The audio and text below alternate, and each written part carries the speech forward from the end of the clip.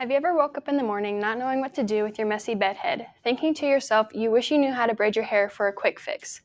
Well, today I'm going to teach you two very simple braids so that you can begin your hair braiding journey. I'm going to show you the products you will want to have while you're braiding your hair, how to braid your hair, and the benefits of knowing how to braid your hair. Now, let's get into it. The products that you will need are fairly simple, and I guarantee that you probably already have them in your house, even though you don't know it. You will need a brush to comb out your hair. It's very important that you don't have any tangles in your hair so that the braiding process goes smoothly and your hand doesn't get stuck in your hair. You may also want to comb if you're doing braiding that requires sectioning, such as double braids, where you part your hair down the middle and braid each side so that you have two braids rather than one. You want hair ties of all sizes depending on the thickness of your hair or the type of braid that you're deciding to do. You may also want hairspray or hair gel to tame your flyaways. One fun fact is that according to vitamin.com, hair gel has been around for 3,000 years.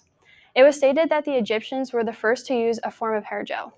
It was a fat-based formula that they used in their hair and even used it on the people in the tombs. Finally, you will want bobby pins because nobody is perfect and you are bound to have a stubborn bump in your braid. One thing that I recommend is using a mirror if you're braiding your hair yourself. It is extremely helpful to have two mirrors so that you can see all the way around your head for any imperfections.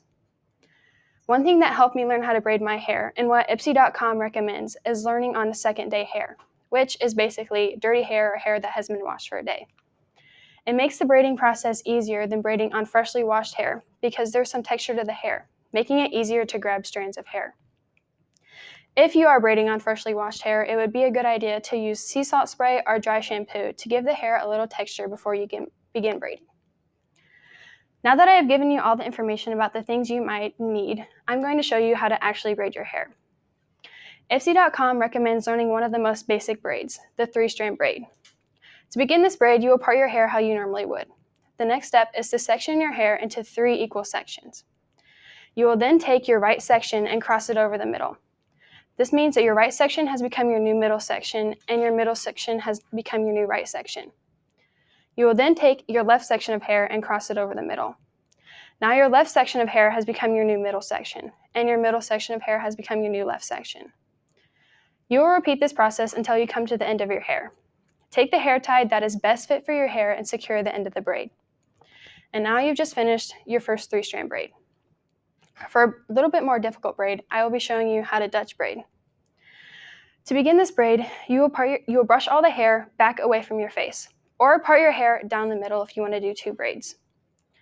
You will start this braid off just like the 3-strand braid, but this time you will cross the hair underneath instead of on top.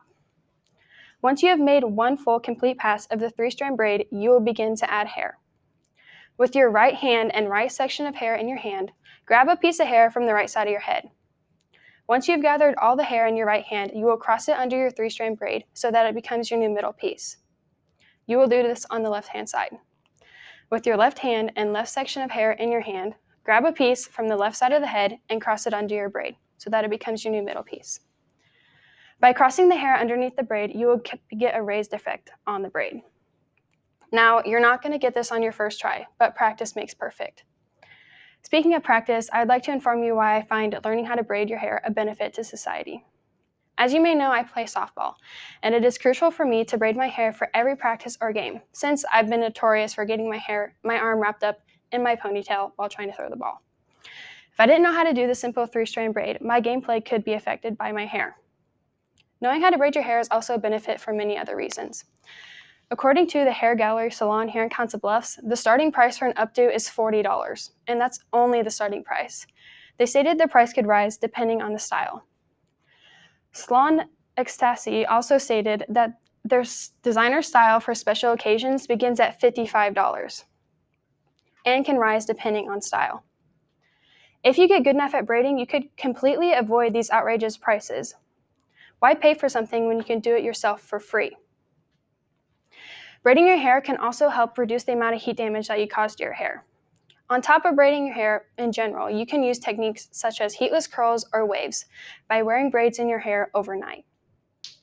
Hair braiding is also very popular in the African American community. Braid.com states that hair braiding has been around for centuries and is popular in ethnic groups like African American tribes. Each tribe has their own unique set of braids that belongs to their tribe, and even can represent things such as marital status, power, or wealth. While the techniques I showed you here today are not very traditional to the African American culture, we can see that braiding has a very interesting yet purposeful history. Knowing how to braid your hair could bring you closer to your religion or history more than you think. As you can see, knowing how to do one of the most simplest braids can benefit you in a magnitude of ways. As I end this demonstration, I hope that I taught you a new skill. I showed you the products that you'll want to have to begin braiding your hair, how to braid your hair, and the benefits of knowing how to braid. Now, when you wake up in the morning, you won't have to fret about straightening your hair or feeling like you do the same boring hairstyle every day. Thank you.